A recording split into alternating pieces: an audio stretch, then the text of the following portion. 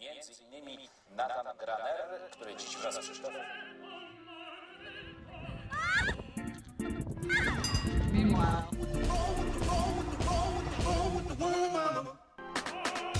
People killing, people dying, children hurt, people crying. When you practice what you preach, would you take it?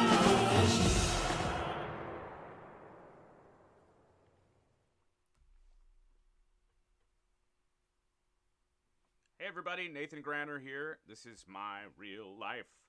I'm sitting here, it's Tuesday, it's kind of 2:30. This is the second time I've done this broadcast because this is my first kind of official broadcast, I guess. So welcome to this beautiful little studio. This is my studio. This is my trusty jacket. Up here, you've got like Jamie, my wife's left foot. I've got a number of great little pockets and surprises and pieces of music and insights and stuff for you. Today I want to talk about two things. First off, the album Hombre de Luce comes out very, very shortly. September 20th is the full release. It's a pentatone release.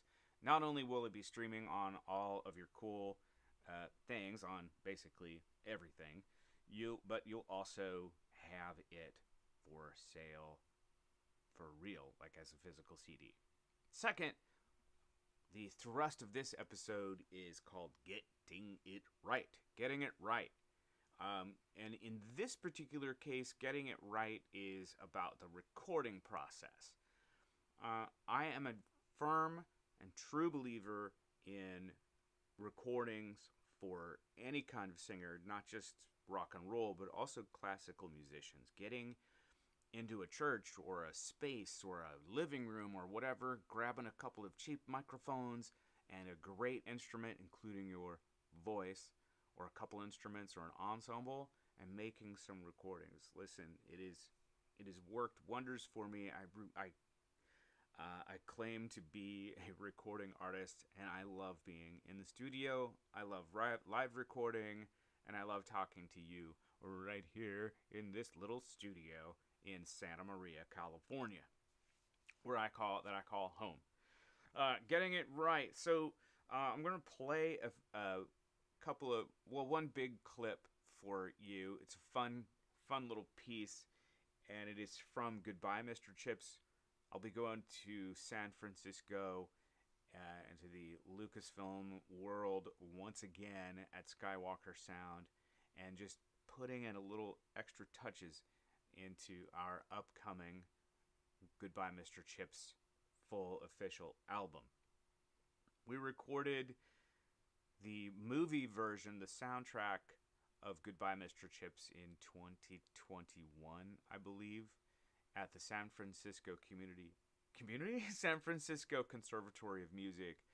And this was genius. They literally took out the phone lines in all of the practice rooms throughout the building at the conservatory and put in this system called the Dante system, which had full duplex real-time sound. So, I was in my own little practice room, studio. All the singers were in their studios. Little sections of musicians were in their studio, instrumentalist musicians. Control room was its own place, and then there were a number of people on the stage in the conservatory itself in Hume Hall, separated. And Nicole Paymont conducting this whole thing. We had video cameras so we could see. It was insane and incredible. Mr. Gordon Getty has written this beautiful score, and if you've seen this movie, you know exactly what I'm talking about. If you've heard some of the excerpts that have been released also on Pentatone last year, you'll know that it's just a gorgeous piece of music. Well, Mr. G has reorchestrated some of the parts, reorchestrated some of the instrumental parts, some of the singing parts, and we went in and made a full full-fledged recording with full orchestra, we're the singers in isolation booths, and the orchestra in the large hall at Skywalker Sound. And if you've seen pictures of it, it's quite phenomenal. But there are particular parts of the recording process that aren't intuitive, let's just say, and bring about particular challenges. And one of them is transitioning from scenes and transitioning from parts where you have a col canto or a piacere. Col canto or a piacere, as terms, means with the voice, or with the singer, so that the singer gets to have a little bit of expression and delve into the character even more, so that the audience can have more feeling with it. But the problem is, you got to come back in. So you get music, music, music, singing, singing, singing, in this silence, and then the orchestra comes in again. And it's very difficult to coordinate. It's quite difficult to coordinate. And if it's a live thing, everything's totally cool on the stage. And if you don't come in quite, perfectly, it's fine. The music moves on. But in a recording, man, it is totally different. There's a lot to coordinate, and if you make a mistake, that's costly. 1 hour of time in Skywalker Sound with a full orchestra is more money than I think I make in a year. You know what I'm saying? It's a real thing. It's a real cost. Funny thing, really cool thing at Skywalker, when we were recording the cast of In and Out, or Inside Out, the Pixar flick that just came out, it's got really great reviews, was also finishing up their production. The entire movie was finishing up, and boy, they were very much celebrating as we were trying to get some sleep. But it turns out that they had every right to celebrate. Not that they didn't anyway, but boy, what a great time that was to experience vicariously the closing of a really fantastic production, especially a movie. My gosh. So here we are in this in Skywalker, and this particular scene is beautiful, but also really hard to coordinate. So I made this kind of fun little video. I'll post this small bit later on. Let me find it here for you. Let's see. Getting it right. So first we're going to transition over to here. La la la. Hi, I'm a little circle now. Hello. The picture behind me is Mr. Chips, and it was the first, I think this was the first actual screen test that we had in the production, in filming Goodbye Mr. Chips on Treasure Island. Behind in the window, there's an entire huge giant space that we recorded this thing in. We had 7 different sets in the space itself, constructed solely for the movie. I did a little, when you see this clip, I think it's funny. I do use AI to create videos and stuff like that. I'm very new at it. It's a very new technology. It's not perfect at all, but it can be really, really fun. And so I made this little fun little piece and play it for you. Let's see, video. Wait, where is it? Okay, here we go. Still strange to me. Are you ready for this? This is crazy. Nathan Granner, który dziś wraz z Krzysztofem.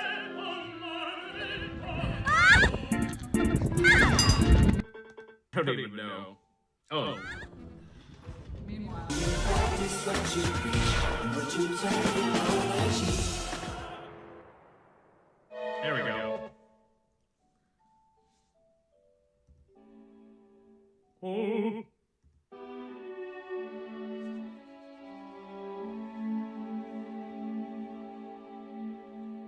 in this bluff and bumptious world, and push on to stranger things because boys must. You would chase the high. It's the timing.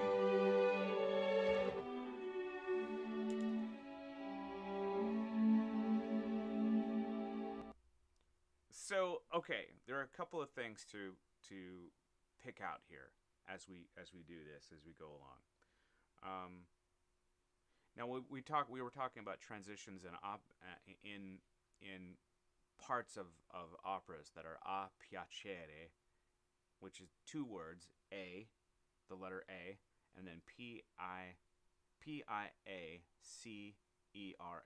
piacere, which means you, like, at some point you got to listen to what the singer is doing because they're the ones interpreting this beautiful music.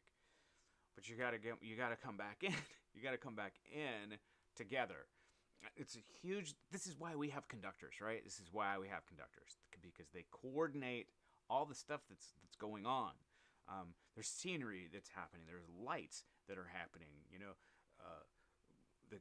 there's music. The instruments are just about to play. Everybody has to have like one person to make all of these things happen. You know, and that's the one of the many things that a conductor does. But when you're in a recording studio itself, though you have a conductor, you know, these challenges are sometimes insurmountable, and you just need a little bit of extra time. So that's why I'm going in about 3 days or so, Skywalker Studios, to hone in and get some of these very, very tricky, non-intuitive transition points. You can be one of the best musicians in the world, but you're still gonna have to do, you know, a little bit of fudgery in these recordings. I have thoughts about this when you've got a doctorate and you're like, well, recordings aren't music, kind of thing. But we're just gonna deal with getting it right for the moment. So yeah, it's really about the timing. Oh, look at this guy. Okay, so we go. Look at look at Chip's face. Wait. Let's start this over. I don't even know. Oh. I don't even know. He gets to the side. I don't even know. Oh.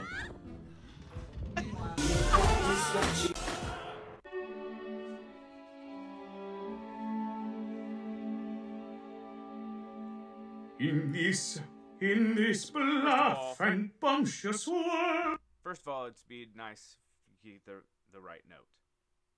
Second of all, you'll hear the music like ducks down, and then it's all a piacere, right?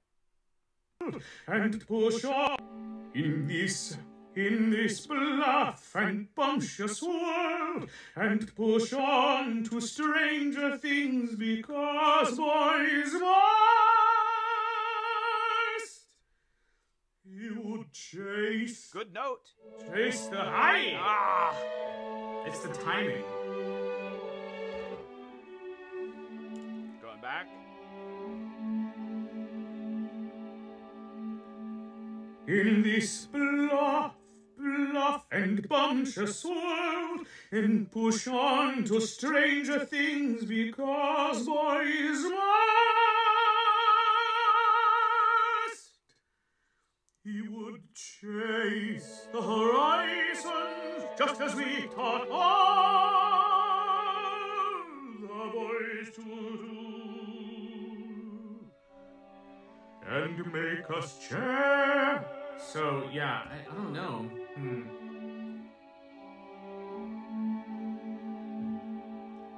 Hold still in this bluff and bumptious world, and push on to stranger things because boys must. Now listen.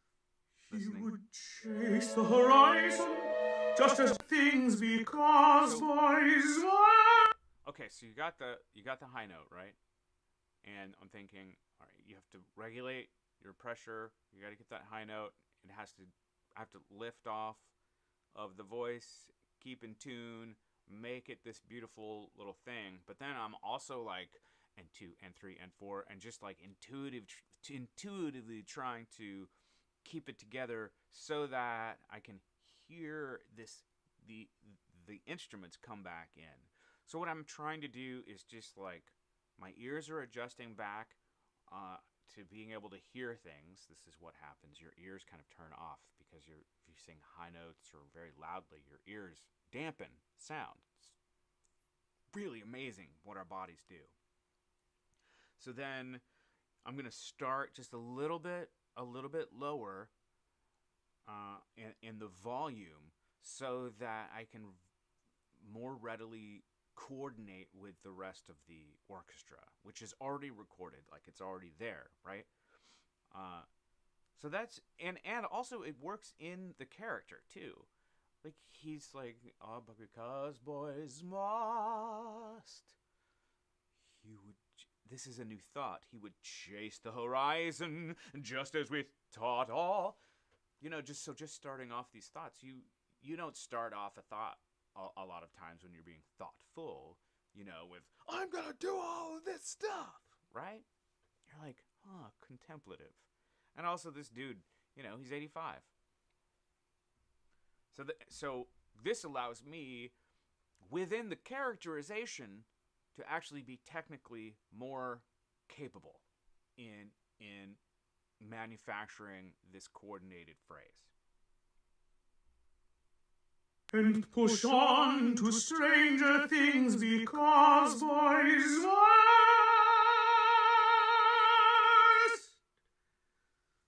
He would chase the horizon just as we taught all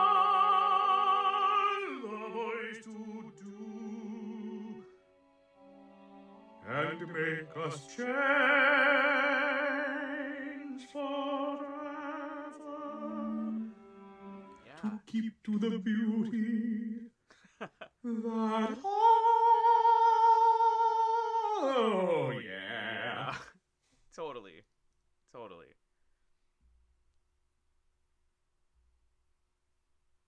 So there you have that, and you're trying to getting it right. It is it's a process, huh? It's a real process when you're working in recordings. The cool thing is when you have a recording, and let me just talk about making a recording for a sec while we're here, right? Making recordings for any musician, whether it be instrumental or whether it be a singer, I think is crucial, especially in the start of a person's career. I do not know many people who have reached, significant heights in their career of any of performers who do not have recordings. So people, I'm not saying that you don't have to have a recording, but I'm just saying that if you do have a recording, and then it's good, like, good sound, good balance, a nice resonant space. Even if it's in a studio, you can engineer a resonant space. But I do not know many singers who have really kind of made some waves without having recordings at first. Okay, so just so you know, use the time that you have to grab friends and make a recording. Go into a studio or go to a church. Grab a couple of cheap microphones. Look at this. This is a $120 microphone. $120. And it's got decent sound. I've got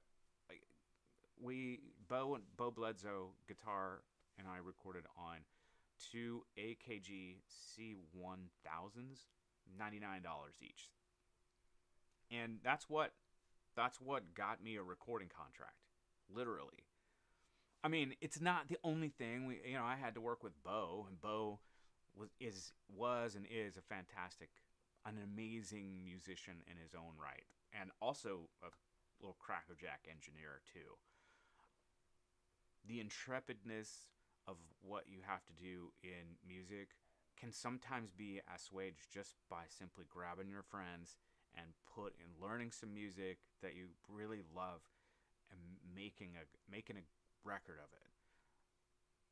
We don't really have CD players much anymore, but boy, we still do. And also, there's streaming. We can go into all that. If you have questions about how to go about it, please ask, and we'll make a new broadcast about it, okay? Here's a little cool. So once you have a recording, there's so many things that you can do with it.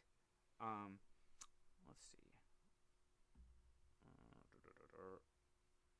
Let me see if I can put this. What scene are we in? Are we in this scene? Are we in this scene? We are in this scene. Now we'll go back to getting it right. Okay, we're gonna go back. Getting it right. Check this thing out.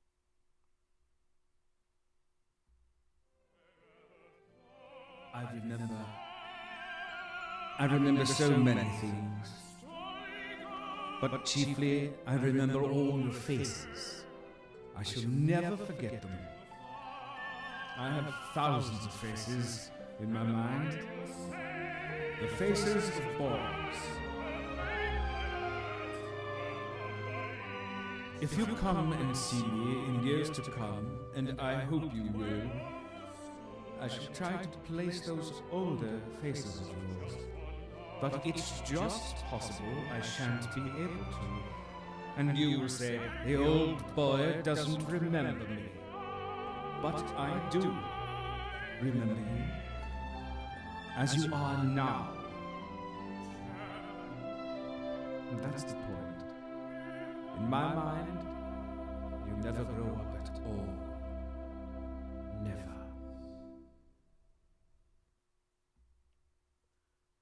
So those are the things you can do with recordings. You can make little promo pieces. You can make all these transitions and release them, and they're yours to do with what you want within the scope of copyright. And we can talk about copyright as well. I think it would be an interesting topic talking about copyright in classical music. There are lots and lots and lots of public domain pieces that are out there, and if you record some Mozart piece that's completely utterly public domain, and you put it on YouTube or some streaming service, and then you get a copyright strike against you, you're like, what this piece, it's impossible. All of a sudden Erato discs or something, or Sony Classical, maybe they, I love you, Sony. It's saying, hey, this is my piece. You can't use this. And you're like, no. First of all, original sound. Second of all, public domain, written in 1791 or whatever. You know what I'm saying? Okay. So that's that. That's getting it right. Getting it right on the recording side is a little more difficult than you may possibly imagine. And it does there are little intricacies that you may not be aware of when you're making a recording, especially with an orchestra and a larger ensemble. Mistakes, they cost real money, and also even if you don't make a mistake, there's real money that's involved with that too. There are ways to work around it. There are ways to plan around it, but planning is key when you're working on stuff like this. Okay, so I just want to welcome you to my real life. This is my new little podcast, webcast, whatever, live stream thing. And I'd love to encourage you to go to hang out with me on my website. Where are we? Here we are. Hang out with me on my website for a sec. This is cool. I've I've got the Ombre di Luce album, 14 arias for tenor and orchestra. We recorded in Marseille, France. Look at that. Look at that beautiful thing. Look at the shoes, man. Red's my favorite color. So scroll through. Pre-sale starts soon. Listen, you know, this thing doesn't. You know, these things don't just happen on their own. If you want to buy, you do want to buy this CD. It's got. I mean, it's an amazing piece of engineering on its own. We recorded in 7.1 surround. It is insane. Let me show you a couple of pictures here.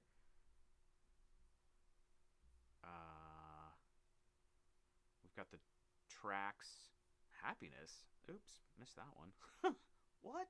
Oh shoot. 1314. I gotta fix some stuff in there. Oh, here's Clelia.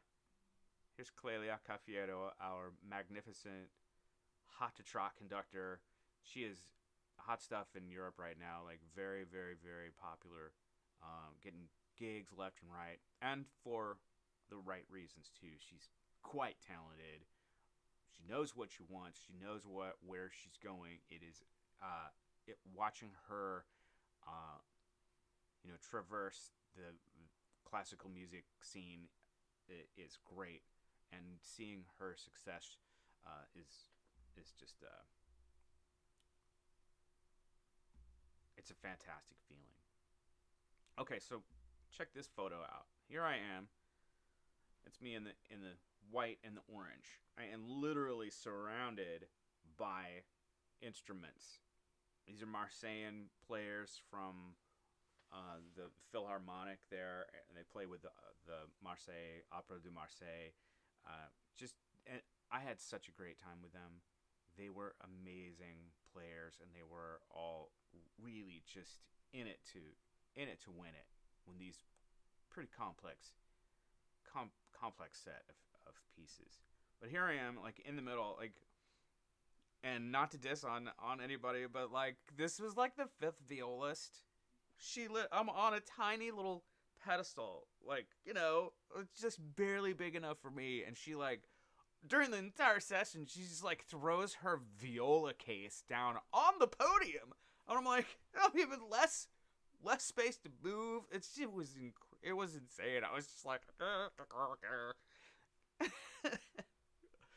oh man, what a time! What a time! These pictures are after we'd ended the session, and Jamie and I are just like resting. Oh, check this! I don't even know. Check this out. There was some like cosplay group going on there at this time of squirrels or something. I don't know. Our set list, Clelia being a conductor and being like, no, and I'm like, could we possibly do this cadenza in, like, could I like put all these cadenzas? She's like, no, just do the cadenza. A lot of the cadenzas that I'd actually written and brought into Marseille, we just cut. Just again, getting it right. It's so difficult to coordinate all of the stuff, and if it's kind of out of style or whatever, you really have to rethink what you're trying to do. If Clelia and I had worked together and we had, performed these operas together time and again, we wouldn't have had any problem with this. But literally, we had I sang through all of these pieces on Sunday. Monday we had orchestra rehearsal in one session, so it's a 3-hour session. Then in the evening of Monday, real session 1, and then Tuesday, so that's Tuesday with 2 sessions, that's 3 sessions. Wednesday, that's Christina, production manager. Wednesday, two more sessions, 3, 4, 5, and then Thursday, one more session. So we literally had six sessions to do 14 arias. And let me tell you, these things were difficult. And most of the pieces were actually new to me. I've sung the role of Don Ottavio once, but I've sung Il mio tesoro a number of times throughout my career. And a lo veggio from Così fan tutte, you might not recognize this piece, but it's one of the most difficult pieces to sing, and it's usually cut. I wanted to bring that back in. I had sung it only once, and that was at Wolf Trap Opera in the very beginning of my career. So those two pieces were the ones that I actually knew, kind of going into it.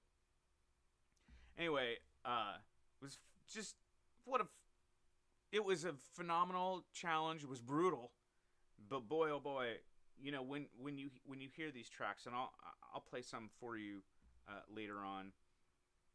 You'll understand what I'm talking about. It's just it was just an amazing experience. Again, an amazing experience. Well, my friends, thank you so much for joining me on my first live stream podcasty deal.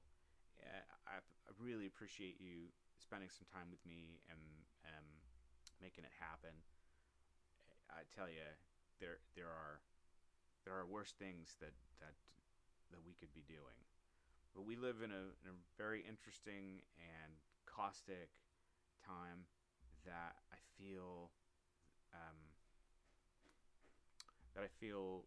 is getting better. But it's just been so chaotic, and that's one of the reasons why I recorded this album and chose the pieces that I did for this album. On sale September 20. That's the streaming part. It goes, actually, the CDs go on sale at early September. We've got featured tracks coming on August 30th, 3 singles, and another like spotlight track, and that'll be August 30th. So right around there, check it out. And it's going to be on, it's through Pentatone. The producers are San Francisco Classical Recording Company. Job Meers, the producer. Like, this guy, if you know opera and you know Jose Carreras and you know his sound, Job is one of the reasons for that. He's also the reason for the string parts to Radar Love by a Golden Earring. Shout out. So Pentatone got this cool stuff out, but it's also on September 20th. It's going to be on Spotify, Apple, Tidal, all your streaming things. But I would say get the CD, just at least to hold it in your hand, liner notes. It's got the whole thing. Plus, if you've got, surround sound and 7.1 speakers, it's going to be there for you, just ready. And if you don't have that, if you just got headphones, it's going to be a beautiful sound as well. If you have a Bluetooth speaker, it's going to be great. So, there you have it. Thank you so much for joining. Talk to you soon. If you have any questions, please feel free. And please, if you've made it this far, please subscribe. Ciao.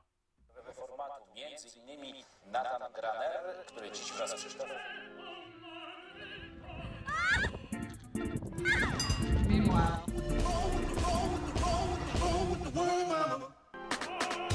people killing